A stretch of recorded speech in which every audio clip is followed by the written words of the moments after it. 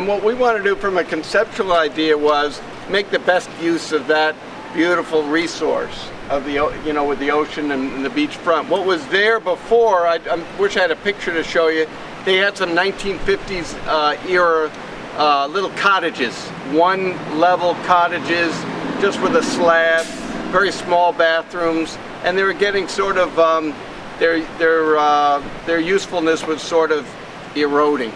So we thought it'd be nice to make good use of it, so we basically took the same footprint, the same amount of square footage, and just kind of combined it into one, like taking dough and putting it all together, and then went up higher and raised it off the surface of the dune, and made what I think were really beautiful suites where people could really come and enjoy it all year long. We tried to create a project that would really go to your website and kind of do a lot of the things that you're sort of suggesting that we do, kind of come away from the beach a little bit, kind of come up off the ground, improve the permeability of the site so that when it does rain or when the water comes in from the ocean, it'll go into the ground.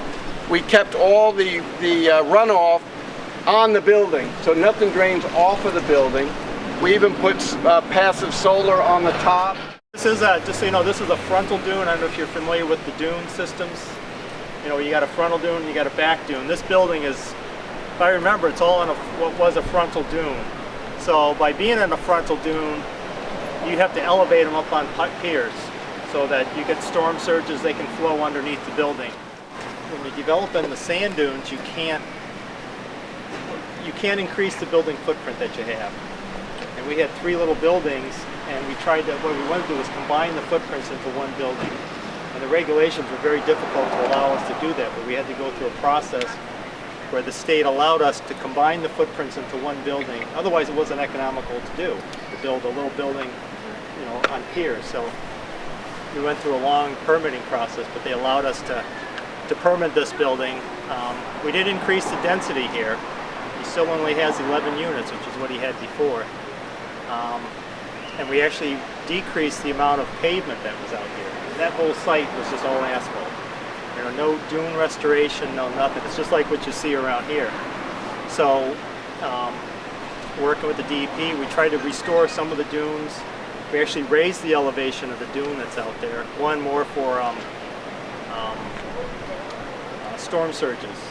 If you assume a 2-foot rise in sea level, we had to raise the flood elevation out there, so if you do get a storm surge,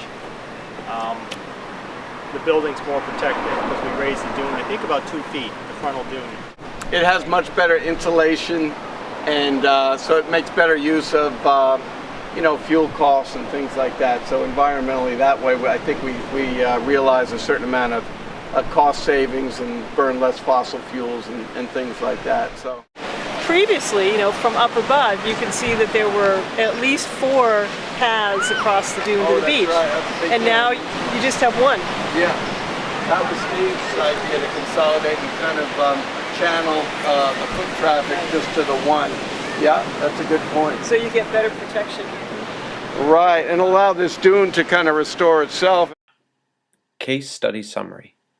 Fred Kennedy wanted to renovate his beach resort cottages, which were built in the 1950s. In order to meet state regulations for building in the frontal sand dune, the cottages needed to be elevated on piers. After working with Maine's Department of Environmental Protection, Fred and his subcontractors were allowed to combine the footprints of the cottages into one large building, so elevating the units was more economical. The sand dune was restored, and its elevation was raised by 2 feet to protect the new building from storm surges as well as sea level rise. Multiple paths through the sand dune to the beach were reduced to a single path, making it more difficult for water to penetrate behind the dune during storm surges.